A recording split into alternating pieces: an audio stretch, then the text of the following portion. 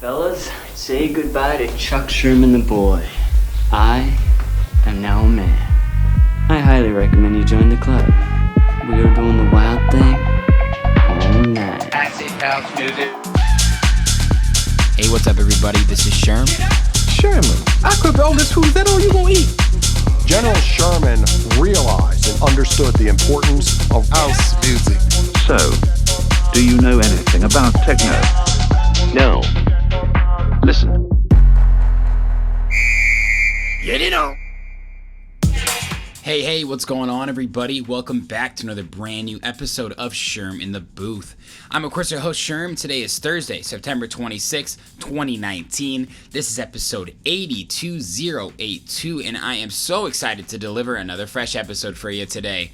Originally hailing from Turkey, we've got WDervish on the show today. I am such a huge fan of this guy. It was an honor to be able to sit down with him and hear his story. It is such a fascinating one. I always love connecting and asking people from outside the United States what the biggest differences are from here and where they're from. We talked about music. We talked about social differences. We talked about how he was raised and the differences here he knows in the United States. It really is a cool story, and I'm so excited we got to connect.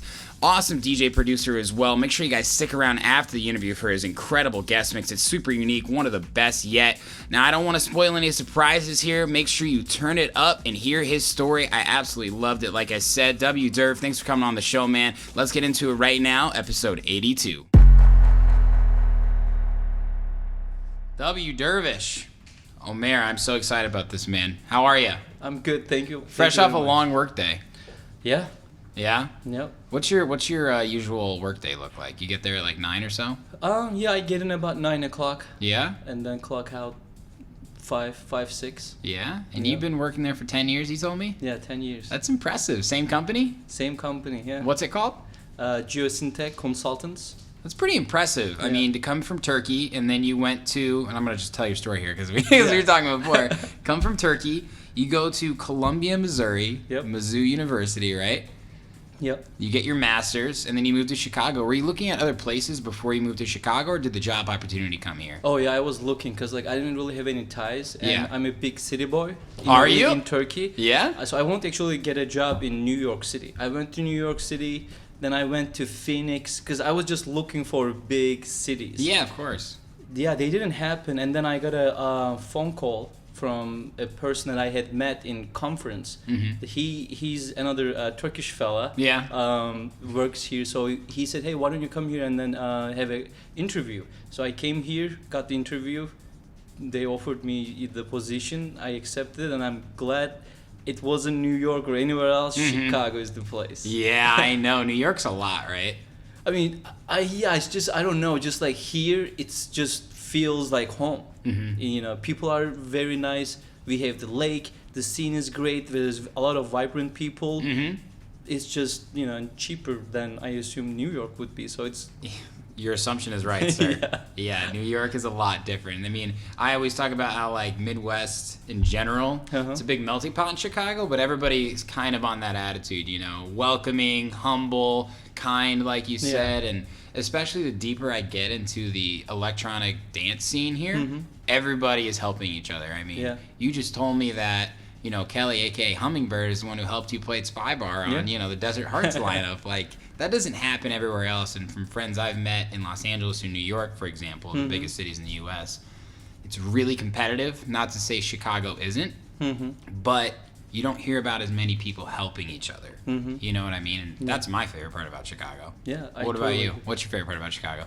I mean, all that stuff that you just said, and I can add it to, like you said, people are supporting each other. I mean, I've been, meeting a lot of people since I started making music. Like, that's how, and that's really true that music brings people together. Yeah. So I see that happening. I'm meeting people. And it's like, I mean, sure, there's competition, but everybody also understands you kind of help each other out and then promote each other, and then it just like grows naturally. Yeah. So I really like that about Chicago, and it's just. What's the weather like in Chicago compared to Turkey? I would say it's pretty similar. Is it? Yeah, it can be. I mean, in Turkey, where I am, it can get very cold. in the winter and then very hot. So it's kind of the same. Where in Turkey are you originally from? Ankara, the capital city. Oh, that's the capital? Yeah. Does everybody think it's like Istanbul. Yeah, everybody Yeah. thinks it is, right? Yeah, Istanbul. But yeah, it's Ankara. Where how far away is Istanbul from Ankara, just for people to Sure. know where it's at? It's about 1 hour flight time. Okay. Yeah, so Ankara is kind of in the middle Okay. of Turkey, and Istanbul is, out to the Europe. Wow. Yeah. Did you have a big family growing up? I would say big family. We're, I don't know, maybe like 15 people. 15? Yeah. In your family? Well, extended family. Okay, gotcha. Yeah, Because it's I just- was like, that is a big family. Yeah, no, I should make that clarification. Yeah. That's okay, yeah. Small, yeah. So Me- like cousins and aunts and uncles. Yeah, Right. yeah. Yeah, aside from it was just me, my mom, and my grandma. Okay. When did music come into your life then? Was your mother musical or your grandma? Oh, no, it's just music came to me just, growing up. And I was actually a big metalhead. Like, In Turkey? yeah, like I would just dress up like all in blacks. No like when I was way. in high school, Uh-huh. I would just listen to black metal, death metal, and then I started listening psychedelic trance music because it was also kind of like high BPM, Right. and then it just kind of like the melodies. I mean, what I liked in the black metal too was like I liked melodic black metal. Okay. So Not screamo necessarily. yeah, not screaming. I mean, Right. it has. Scream is okay, but like something melodic is, has to be in the production. So then I started listening to more psychedelic trance music. That was amazing. Then I got an opportunity to study in Amsterdam. Okay. How old were you then?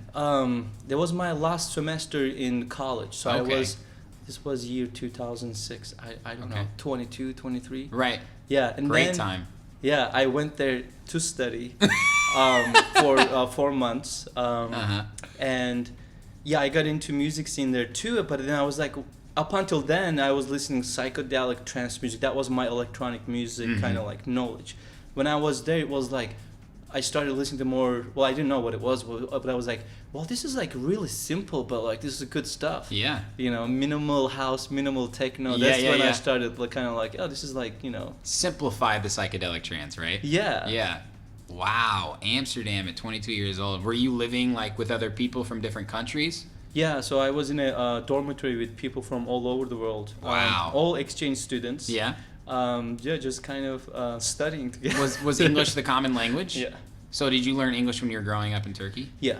Wow. Was that like a class? Like explain to the listeners and me, honestly, out of curiosity, kind of how it works to learn English in a foreign country. Yeah, it's a mandatory, but it is. Yeah, you need to really leave Turkey and immerse yourself in the language to really learn. I mean, I wasn't very very good at English. Yeah. I would still very slow, but yeah, just speaking, you get into hang of it, and then it just comes out naturally. You probably learned a lot of English slang and stuff when you were in Amsterdam, right? Because a lot of people from that part of the world too, English is just like in Turkey, like you have to learn it, and it's just part of growing up there. Yeah, they're actually really good. I mean, I was surprised how well everybody talks. In Turkey and other European countries I went to, like in Netherlands, it's like fluent as if. Oh, people in the Netherlands, it is like almost their language, it's the same thing. But like, you don't see that like elsewhere. No, you don't. I think that's what makes really the Dutch unique people too. Yeah. Kind of their attitude. You know what? Now that I'm talking about it, they kind of seem like a little bit like Chicago there, right? Like everyone's so nice. There's a great vibrant scene there. They have all the different times of the year. They have the ocean. We have the lake. Yeah. I love Amsterdam. I went there for a weekend when I was studying abroad in Barcelona. Oh, nice. Barcelona. Have you been there before? Yeah, I went there too. Not a lot of people speak English there because it's so touristy. Yeah. But there's a lot of people who speak only Catalan and Spanish, and they're very pertinent about it only being the language that they speak. Yeah. So it was a great experience for me to kind of like you go to another country and kind of want to speak my own language, but really go outside my comfort zone and learn Spanish, right? I feel like there's such another level of life when you go to a foreign country and you learn their language and you kind of like, describe that feeling for you to kind of like feel like you're learning English, you're taking this next step in your life? I would say I started really learning English that was before Amsterdam. So Amsterdam was 2006 time frame. I came to United States year 2000 as an exchange student. Oh, okay. So you went to the U.S. before. Yeah, I was 15 or 16 years old then. Yeah, year 2000, and that was my first time learning English. And yeah, it was. I mean, it was hard. Where'd you go in the U.S.? Ohio. Findlay, Ohio. Findlay, And Ohio. I didn't know like where I was going. They told me Ohio, and I remember pulling up the map, and I'm looking south, like Florida, Right. California, Texas. You know, where is? And I'm like, oh, I'm up there. Right. Yeah, but the greatest thing that I ever did was to go there, and it was great experience. Just 1 year of exchange student. That's amazing. Yeah. So you were 15. So were you going to high school? Yeah. Wow, that's Yeah. incredible. Yeah, I remember I grew up in a small town in Indiana called Zionsville, and there would be foreign exchange students that come, and I would just like befriend them immediately because I'm like, you're the opposite of me, like you're from, there was this one guy from the Philippines, there's this one guy from China, and I was like, gosh, like I've always been so curious about cultures at different times of the world Yeah. and different parts of the world. I want to know more about like what was it like. You went to Amsterdam and then you went to Mizzou. You went to Columbia, Missouri, Yeah. and got your graduate degree, right? Yep. So what was that kind of like for you? You said partying on the weekends, working hard though. Was it a cultural experience for you? For me, it was a kind of like cultural experience. Now,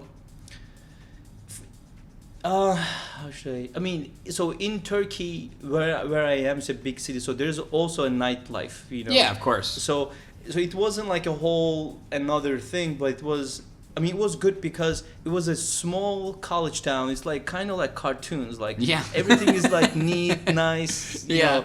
I go to school, do my homeworks, this, that. I work. I mean, I worked hard. Yeah. And on the weekends, I would go to the clubs. But the clubs, they're like pop music, and There was no psytrance in Missouri. yeah, no side trance music. I mean, here and there, some acts would come. Actually, Bass Nectar would Yeah. come a lot. Yeah. Yeah, before I think he became really big. Mm-hmm. Like I seen him a couple times in. We got some good shows. Yeah. 9 Inch Nails came. Wow. Yeah.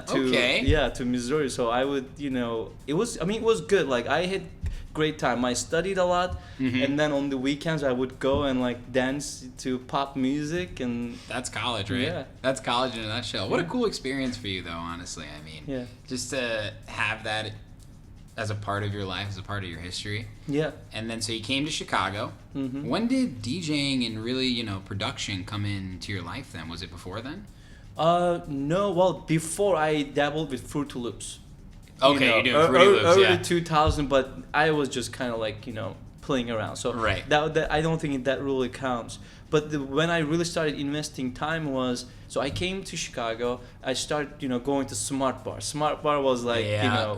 I checked most of the clubs, but then I was like, yeah, Smart Bar is my place. Yeah. That's also before I knew about the underground events happening. Yeah, here of and there. course. So Smart Bar was my place, and I would go there and I would have just great time. Mm-hmm. And I love dancing, so anything I can shake my shoulders to, I'll just Yeah. dance. And I would like, I can tell when the music is gonna change or when the hi-hats should come or where the drop is. Yeah. So, and I'm like, well, this is awesome and everything. And then I started questioning, I like my daytime job, it's good stuff. But then I was like, kind of, all right, what am I going to do afterwards? So then I said, you know what?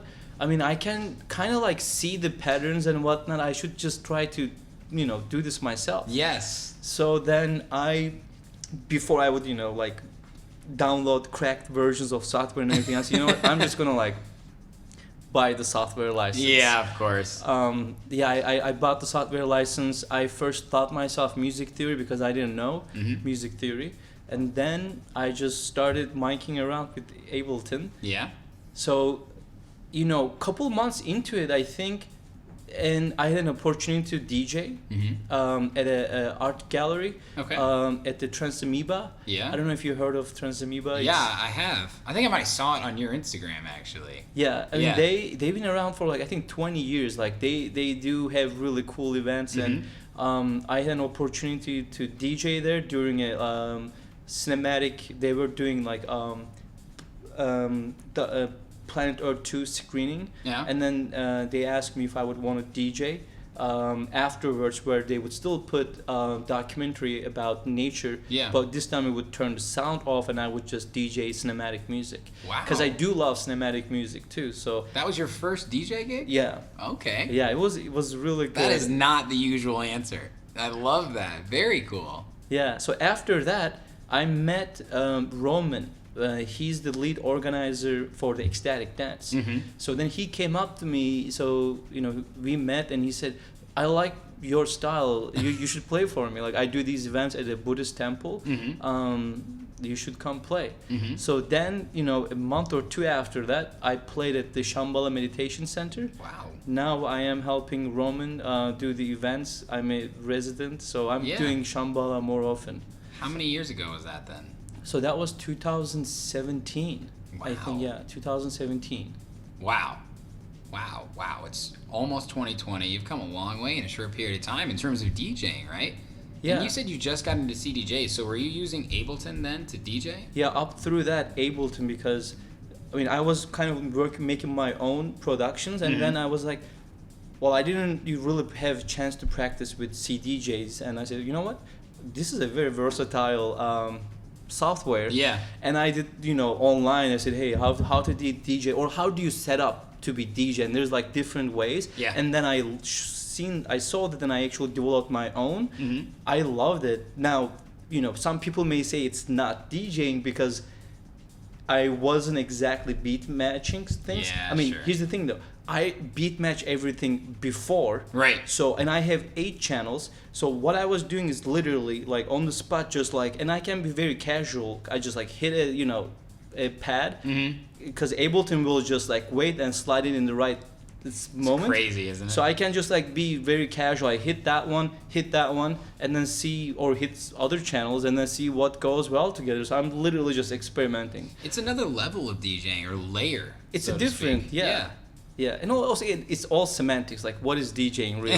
If it's really beat matching, okay, Yeah. great. Well, now I'm doing that more often, and I really enjoy. That's one Yeah. thing I really like about CDJ is kind of like nudging You it feel until it, like, yeah. it fits right here.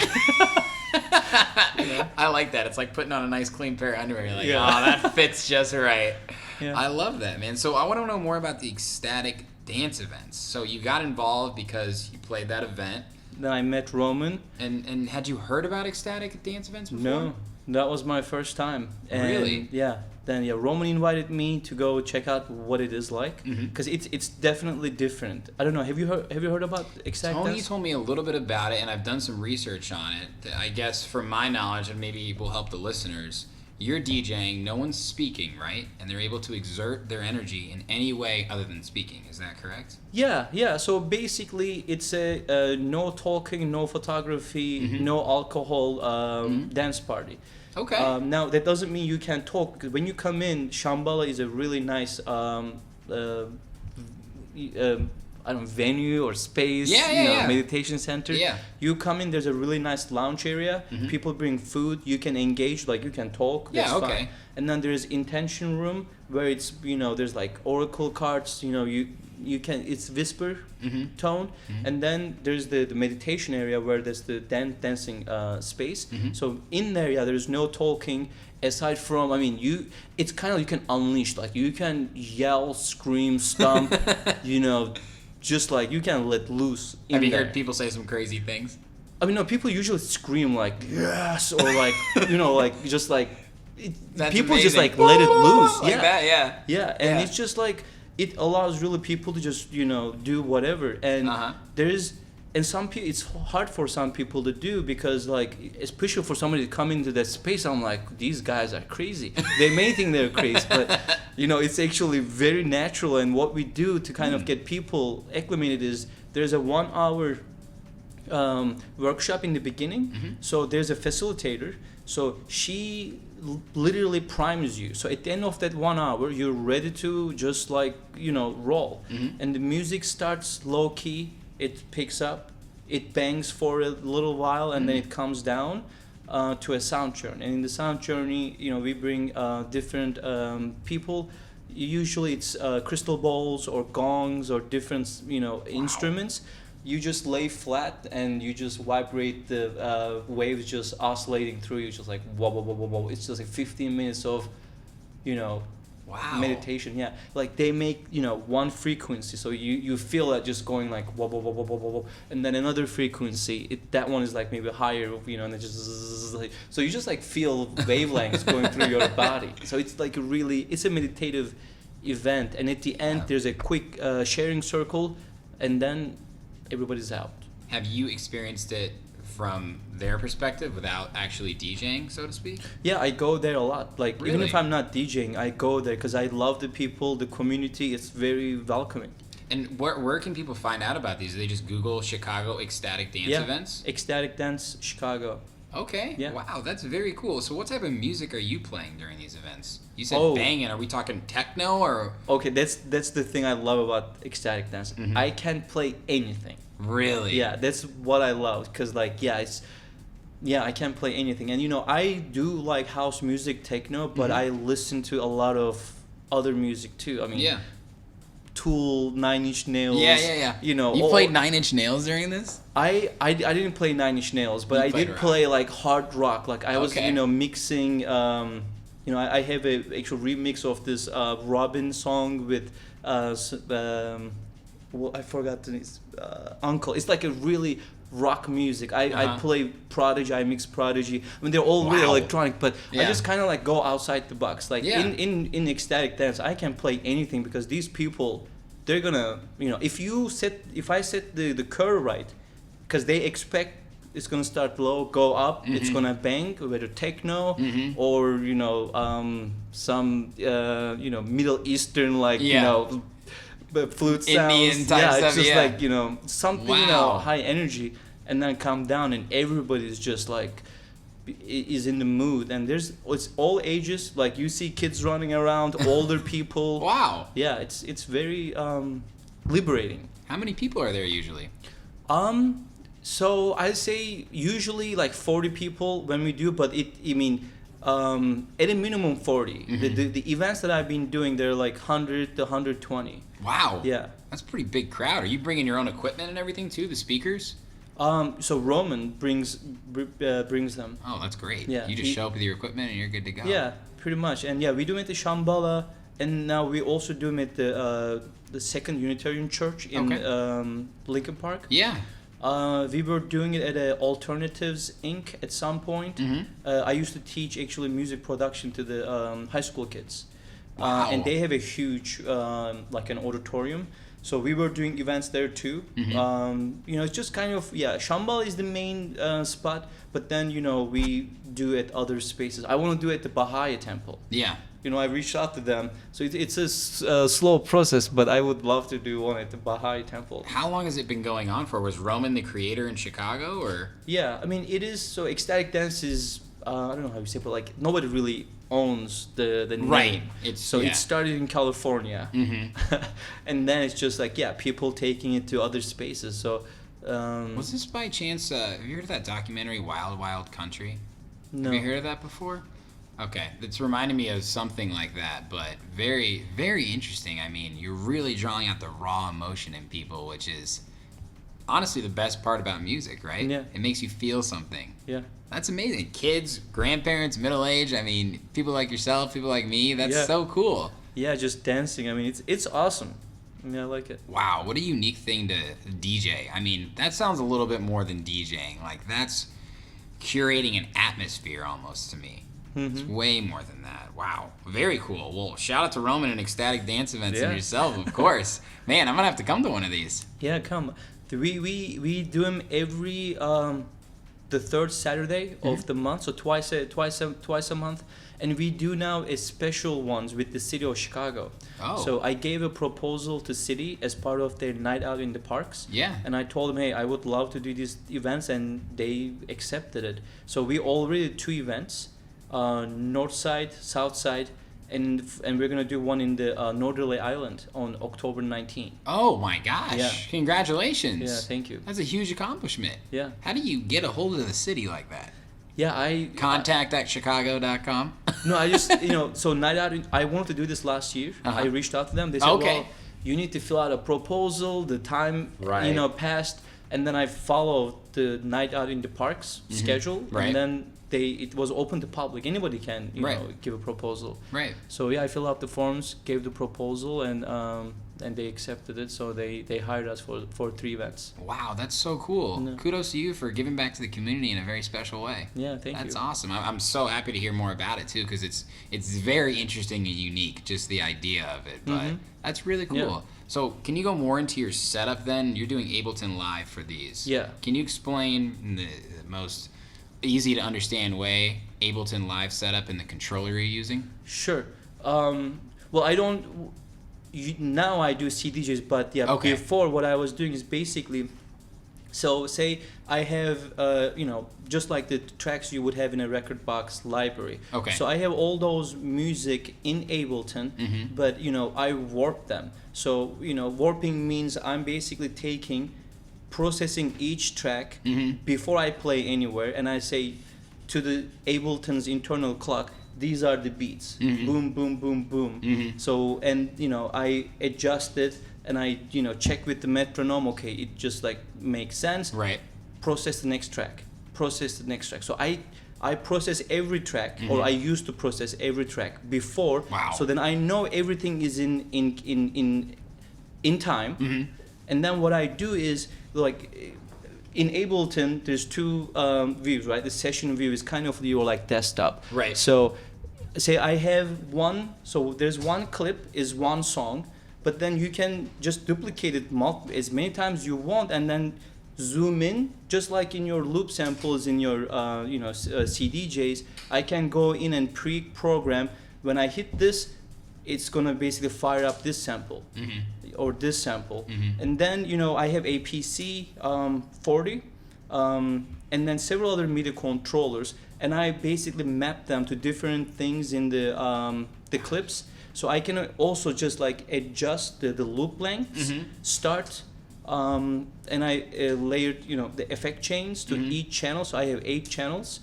So everything is like kind of in front of me. Then all I would do was literally just, if I just pick bunch of tracks. If there are similar keys, just kind of like hit play on one of them. Yeah. And take the low ends on the other things, and then kind of layer and see what goes well together.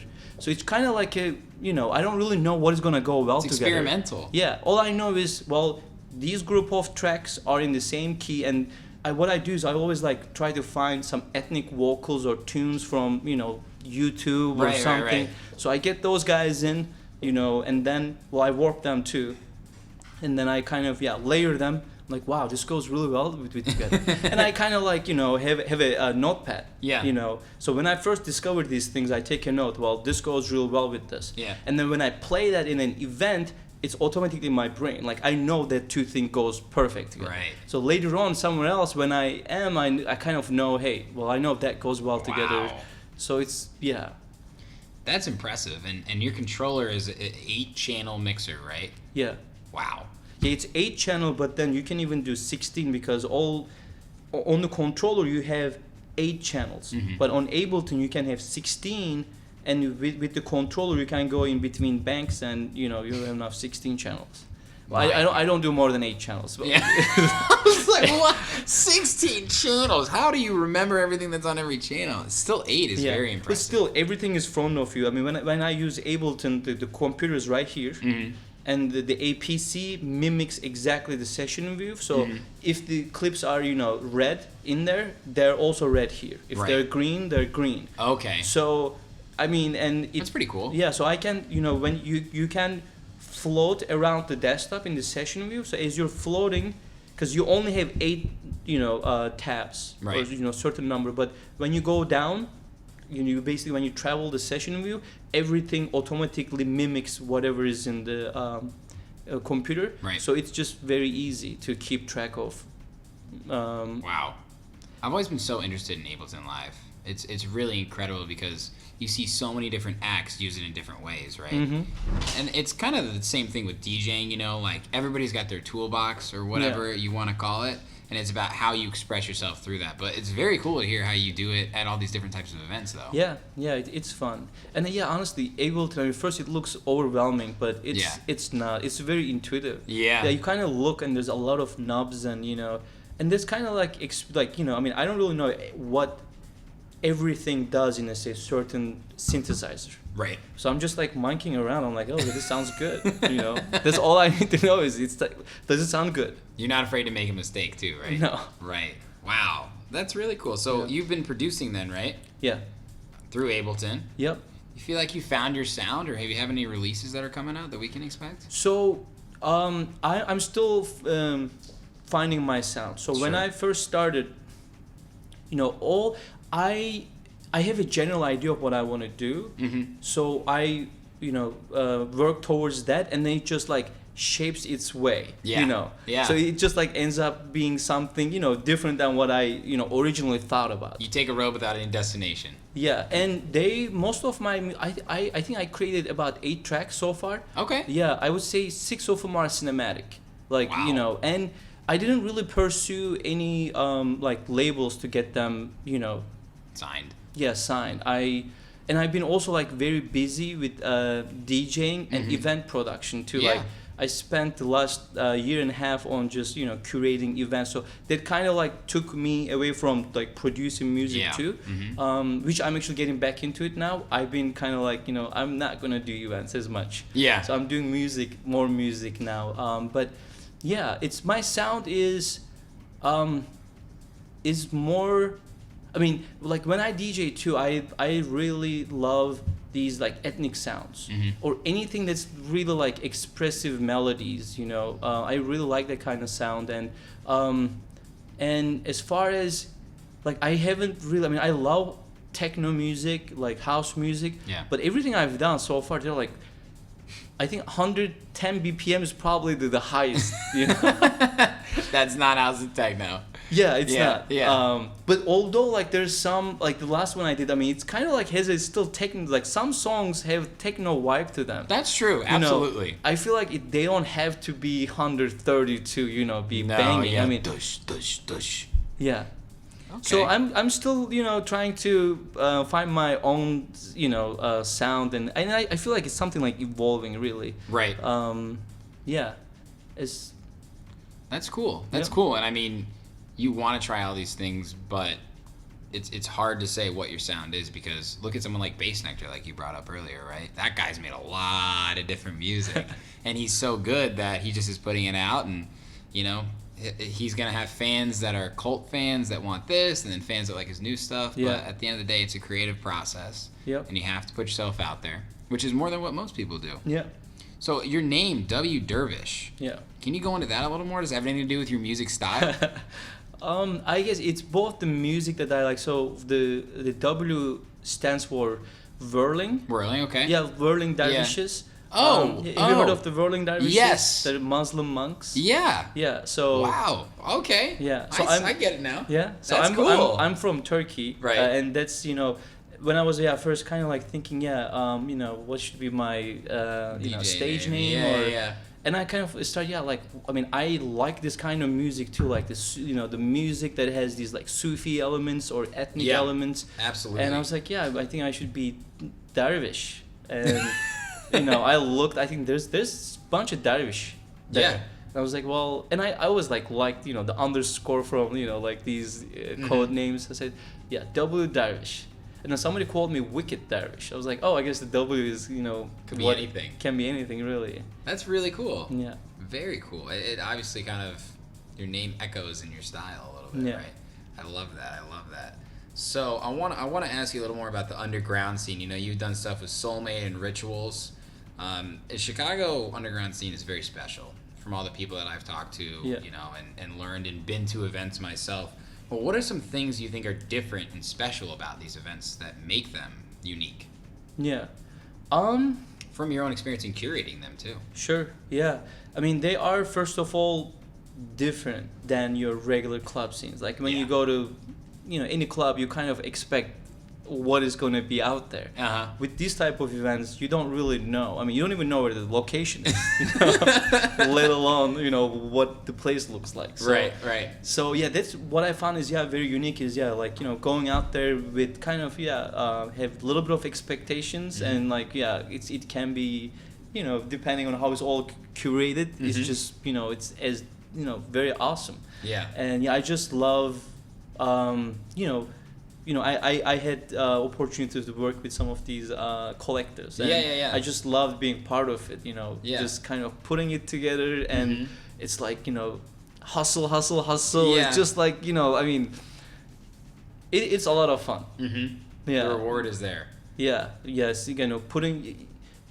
Putting it together, seeing it come to alive, and then also just going there, enjoying it. It's different because, yeah. So what's it like, kind of from the curator's perspective, kind of having this secret in your hand, a secret location, a lot of times a secret lineup, right? How far in advance are you planning these things to make them actually come to fruition?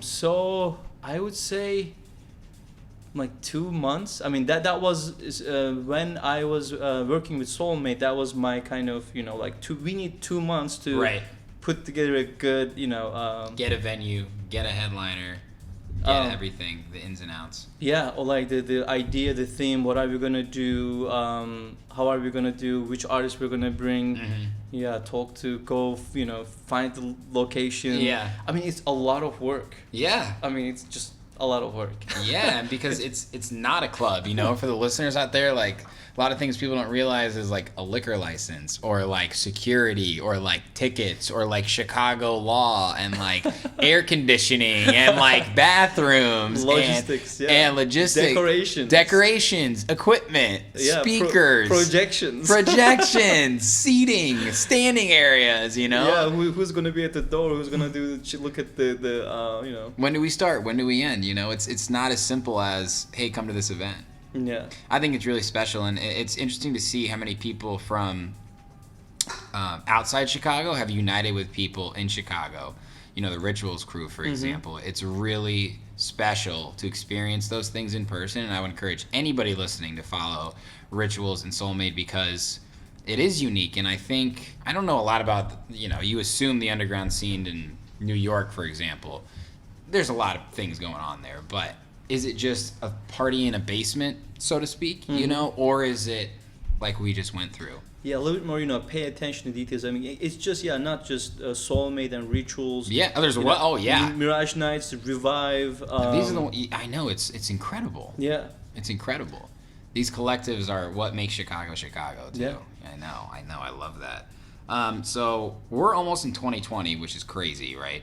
Wow, yeah. I know. So from my perspective and a lot of people I've had on the show, so much has changed from 2010, let's say, until today, in terms of dance music. From you, who really, you came from Turkey, you had your experiences in the United States, what's been some of the biggest changes you've seen in the last decade in regards to dance music? In the last decade, I mean, I would say totally,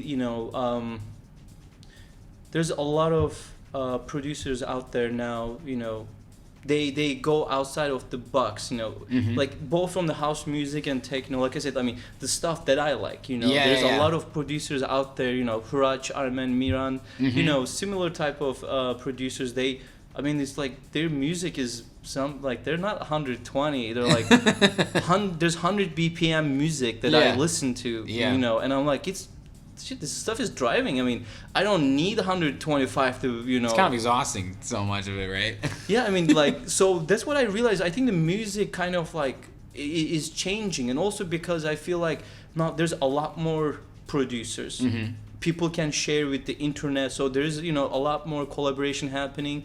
So because there's more people doing music, and people going outside the box, this kind of I feel like this, I call for example, my style ethnic electronica, so yeah, I feel like, people kind of these producers realize, oh, this kind of sound goes well, this kind of beats. Yeah. You know? Yeah. So then and I'm part of it too. 'Cause, you know, I listen to them, I'm like, wow, this is really good stuff. Yeah. So, you know, I mean, I'm trying to do similar things. Like I haven't really had, like I said, like my music when I attempted has been, you know, 100 to 110 BPM. Like I didn't try even 125. Like, Yeah. you know. So I'm gonna start just like low key. Yeah. And I feel like more of the producers do it now that way. That doesn't mean, I mean, there is still, I feel like there's a big, you know, some things are still the same. Like, I mean, I've been to an event where, like, you know, somebody came up to me like, dude, I want faster music. I'm like, dude, it's like 8 p.m. Like, you'll get there. Just you know, enjoy this music. Be patient. Yeah. So yeah, the music scene is you know, changing, just like anything really. Yeah. But certain things are staying, and they will also evolve. I mean, Yeah. nothing is really stationary. No, of course. Yeah. What do you think is going to happen in the next decade then? It's just a continuation of all of this? Yeah, I don't know what kind of, like, you know, different styles it's gonna be. Again, I mean, we're probably gonna be extreming, you know, all the range of BPMs, right? Yes. Well, you would go from 70 to, I don't know what drum and bass, what, 150, 160. Yeah. So- I think just from our age range and our millennials, or, you know, and every generation, one up or one down are in the same one. Yeah. Is a little more open to hearing different types of music. Mm-hmm. And I think that's been the biggest thing I've experienced from a personal standpoint. You know, going to a college in Indiana where Avicii is Avicii, and not to knock Avicii, I love Avicii, but that's what people thought electronic dance music is, right? Just Avicii and Alesso, who I'm big fans of. Mm-hmm. Now today, people like that, but they're also way more willing to hear ethnic type house or techno or anything like that, or even far left bass or whatever it might be. And I think it's kind of just this continued education, because there are so many people getting into music these days, whether you're a DJ or a producer or both. We're really kind of testing the limits to see, well, how far can I go this way? How far can I go that way? And that's what I've noticed. And I think it's going to be that in the next decade. We're going to hear so many new types of music, genres that are not around right now, maybe in the basement somewhere of somebody's computer, you know, but it's exciting to think about, especially in a city like this. I mean, I don't know where the time's gone, but that's a whole nother episode. I'm really excited to see what happens in the next decade in electronic music. Yeah. It's special already, and the community is growing, and festivals are growing, and it's amazing to see. What's your perception of European electronic dance music versus United States culture-wise? What do you think are the biggest differences? Well, I'm not sure. So the last time I was really in Europe was in like 2006 when I was in Amsterdam. Okay. So, and then, I mean, You still have family and friends over there, right? I have all my family is in Turkey. Right. And I have still some friends in Amsterdam, but I haven't really visited. But I would say, you know, when I was there, it was all, I would say, and I did go to a lot of clubs. I mean, trance music was there too, but it was mostly just house, like minimal house, minimal techno. It was just kind of like, I feel like to the point, you know. First I was thinking like, this is simple, but then, you know, I tried to make it then too with some Fruity Loops. I'm like, yeah, the simple doesn't mean it's easy. I mean, it needs to be just like simple, but like, True. just like, you know, a little bit goes long way. Yeah. Here it is depending on, I don't know, like the different crowds, but I feel like American people, they like it harder. Yeah, that's exactly it. Yeah. So that's kind of like my, you know, what I would say. Americans love it harder than like, Europeans. I agree. It's like a jump culture versus a dance culture almost. And like you said, there are different scenes in the United States, but my perception is that people in Europe are able to party longer and dance longer and have these events because they're not wearing themselves out. You know, like these festivals in the United States, look, I don't know if I'm getting older, but I am fucking breaking down on Sunday midday because I'm like, I've been jumping for 2 days. You know what? I don't even want to be here anymore. But I'm not, you know, I'm more positive than that. Yeah. My dogs are barking, you know, so I think I'm seeing a lot of that change, and I think that's why artists like someone like Chris Lake, or like even on the techno side, you know, like I Love Movement. That's a great festival. And when I went last year compared to this year, I felt that there was a lot more European people last year compared to this year, where, you know, it was a lot of younger Americans. And I was like, oh, okay, like I'm seeing the scene change because of artists like MK and Chris Lake, but also, you know, people who are really branching it. Oh my gosh, like Disclosure is a great example too, you know, but like the Dub Fires and the Muda Bears of the world. I think that there's just this great and beautiful and dark and scary, but beautiful overlap of these trance and house and techno genres, which is super special. And I think United States is really starting to come along. But it's crazy how certain music in Europe or even China or Indonesia will just blow up. And the United States is like, what is this? I don't want this, you know? Or sometimes just the United States blows up versus anywhere else. And it's case by case. You never know. I mean, a trend is a trend because it comes out of nowhere. But it's hard to say. I'm right there with you on everything. So you're doing a guest mix for us, right? Guest mix? Yeah, you're doing a guest mix for this episode, right? Yeah, I will. I need it. I need it. All right. What can we expect? I want to hear some of your stuff, man. What can you expect? It's probably gonna be. I've been like experimenting a lot with Native American music. Yes, as like, much of that as possible. Yeah, the medicine songs. So I'm. Yeah. Yeah, probably I will be mixing those in with your 110 BPM. Okay, good. I'm excited. So what else is next to you for the rest of the year and beyond? You got any more shows coming up or anything? So I'm gonna be playing at the Edgewater Arts Festival. Okay. On the end of September, the last Sunday, Sunday the 29th, noon. I'm gonna do live with a good friend of mine, Dustin. So he blows didgeridoo. I mean, he's a percussion artist. So he can play the didgeridoo? Yeah. His name's Austin? Dustin. Oh, Dustin. Yeah, Dustin. Well, didgeridoo is just one of the instruments he plays. I mean, he plays all kinds of stuff. That's awesome. Yeah, so we're gonna do something live. I'm gonna do just the DJ set, and then he's just gonna come in. I mean, he did that. We did it before. Like I was playing, more kind of like Middle Eastern kind of stuff. He's like, I like this. Yeah. What key are you in? I'm like, whatever. Yeah. And then he was like, he picks up a didgeridoo. It just starts like. And he's like, wow, this goes really well. That's good. Yeah. Wow, that's awesome. And do you have any plans to release some music, or is that kind of on hold until you're ready? Yeah, I will. I mean, I am going to now. I'm kind of like taking like shifting my priorities. So I'm getting back into music production. So once I have something, why not? I wanna have it signed. That's awesome. Yeah. That's what I'm talking about. And your Instagram name is W_Dervish, right? Yeah. DERVISH. Yep. Whirling Dervish. Whirling Dervish. I love it, man. This is so much fun. Thank you so much for coming on. Thank you. All right. Yep.